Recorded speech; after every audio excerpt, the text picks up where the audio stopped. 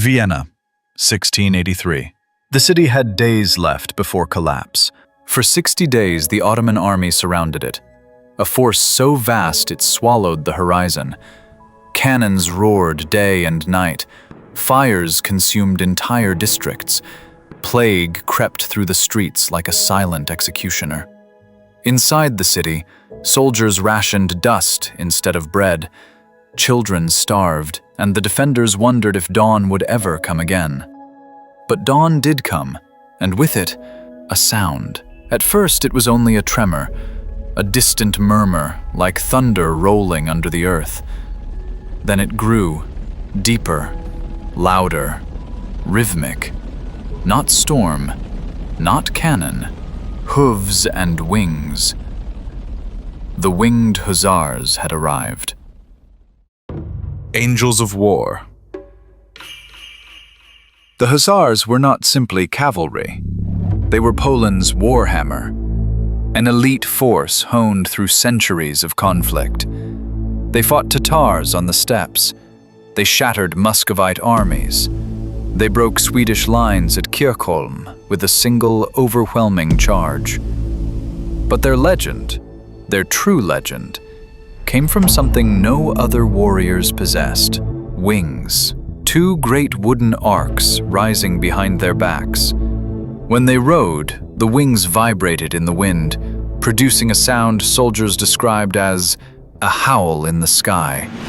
It was psychological war perfected, a weapon of fear, an echo that haunted night camps and enemy commanders alike. To face the Hussars was to face shadows with wings, and no one forgot that sound. By early September, Vienna was dying. Ottoman sappers tunneled beneath the walls, explosives tore open breaches, enemy flags were visible from the city gates. The defenders, Austrians, Germans, civilians holding what weapons they could, were outnumbered 20 to 1. The city's fall was inevitable. Inevitable, until a messenger climbed the northern ridge and saw dust rising in the distance. An army, a coalition of forces from the Holy Roman Empire and the Polish-Lithuanian Commonwealth. 50,000 men, marching to save a city that was not their own. At their head stood King Jan III Sobieski of Poland, a commander famed for his discipline, genius, and absolute fearlessness. He had not come to negotiate. He had not come to delay the inevitable. He had come to end it. The Hussars assembled on the slopes of the Kahlenberg. 4,000 armored riders, a steel wave stretching across the ridge. Their horses were taller, faster, stronger than common cavalrymen's. Their armor glittered under the fading sun. Plated steel, lacquered shields, long, straight lances reaching 3 meters. Behind them, the wings.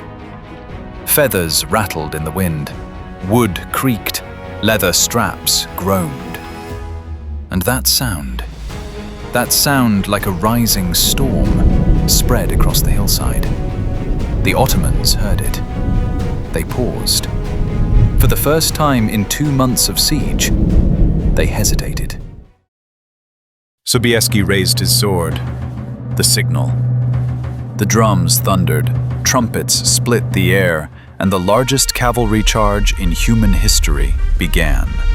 At first, the horses walked, then trotted, then galloped. 4,000 riders descending the mountain at full speed. The ground shook. Dust exploded behind them. Sunlight flashed across wings and armor like fire. Hussars lowered their lances, and the Ottomans braced for impact. It was not enough. Nothing could withstand what came next. The Hussars struck the Ottoman center like a falling star. The force of the collision shattered shields, splintered pikes, broke entire formations.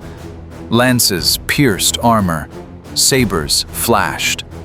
Horses trampled men and trenches alike. The wings roared overhead, a metallic thunder. a sound of death and judgment. The Ottoman lines collapsed. First the auxiliaries, then the Yanichari, then the elite. The siege commander, Kara Mustafa, watched his army dissolve. In minutes, not hours, the tide turned. Vienna lived.